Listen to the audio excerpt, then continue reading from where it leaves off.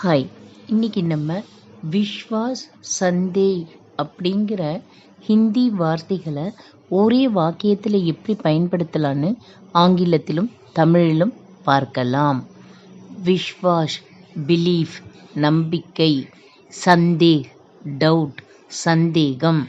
Her பாத் per சந்தேக் மத் கரோ, தோடா Vishwas ரக்கோ. Don't doubt everything, have a little belief. எல்லாவற்றையும் சந்தேகப்படாதே, சிறிதாவது நம்பிக்கை வை.